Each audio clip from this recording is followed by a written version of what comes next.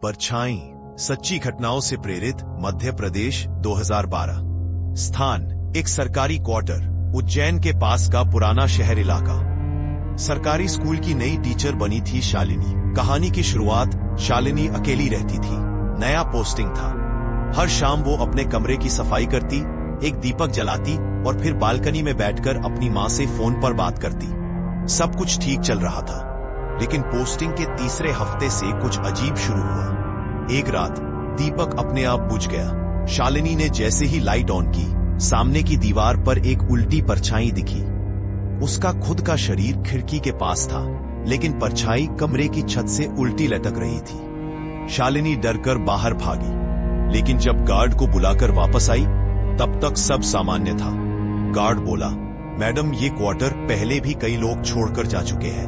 रोज रात 3 बजे उसकी अलमारी खुद से खुल जाती, अंदर रखी किताबें जमीन पर बिखर जाती और दीवार पर लाल रंग से एक ही शब्द लिखा होता, माफ कर दो।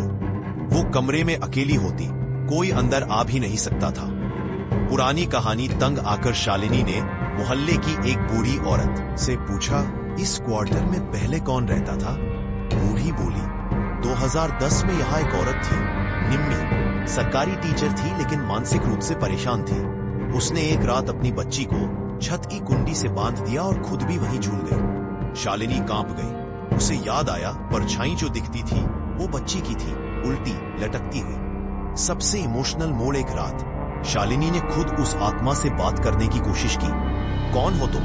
धीरे से आवाज आई। मैं माँ के पास जाना चाहती हूँ। शालिनी ने पूछा, तुम क्या चाहती हो? वो बोली, बस मुझे आखिरी बार मेरी गुड़िया चाहिए जो अलमारी में रखी है। शालिनी ने अलमारी खोली।